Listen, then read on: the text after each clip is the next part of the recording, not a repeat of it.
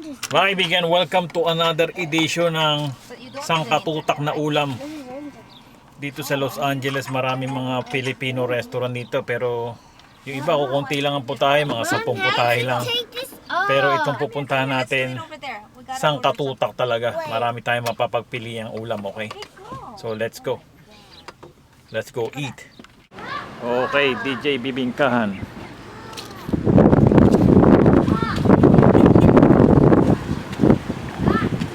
Tayo kakain mga kapatid. DJ Bibingkahan. They know we go in here.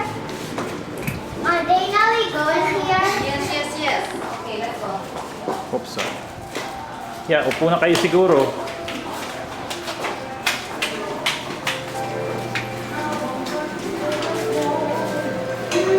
Okay, yan po, sangkatutak ang ulam dito. So, Han, you want this? Which one do you? Dalawang combination. Dito. Ayan po. Daming ulam mga kapatid. Ayan hanggang doon sa dulo. Okay.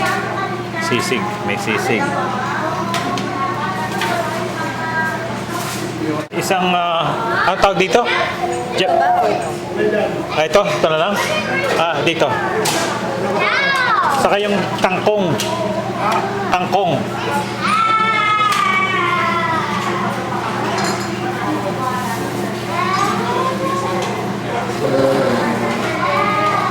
Ayan po, kangkong.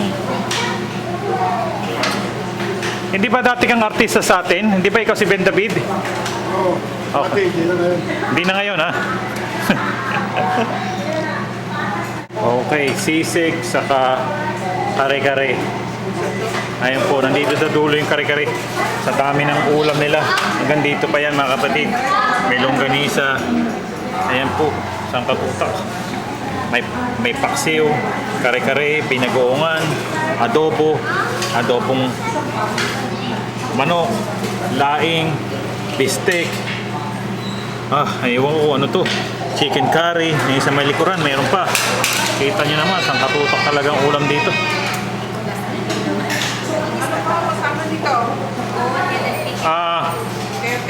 Ito. Kare-kare. Nako.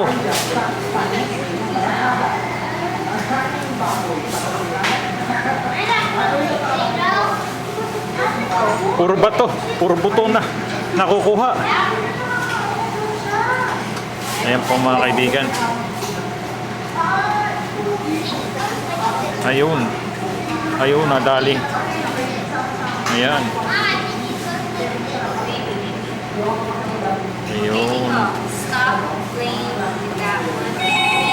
Ayan, binabuhan pa sila.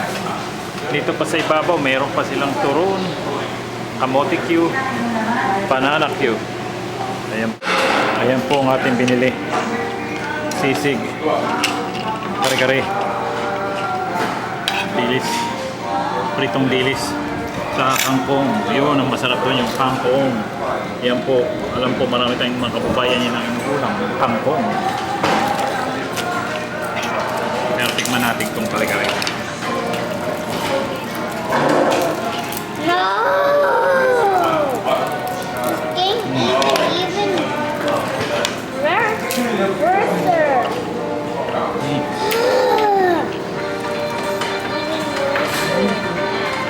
Hey, you need to eat, homie.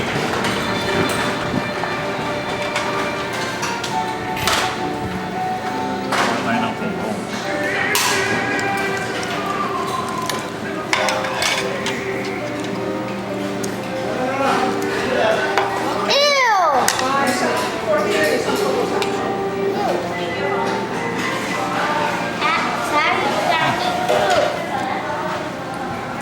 Sarap ng kangkong. Say hi.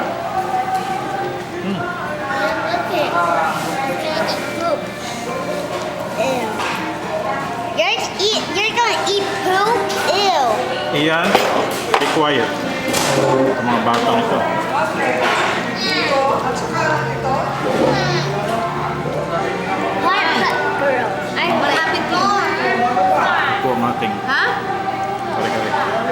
Small fries? Lagyan natin ng bagoong. Oh, you want some fries? There's no more anything.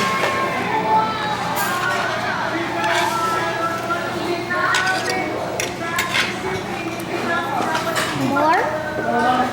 Sarap. You're welcome. Mom, I give Nicholas some more flies. You're so nice. Thank you very much. Thank you, anak.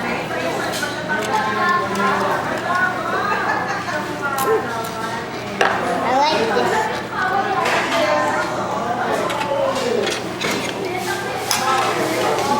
Mga kaibigan, may emergency tayo. Naubusan tayo ng kanin.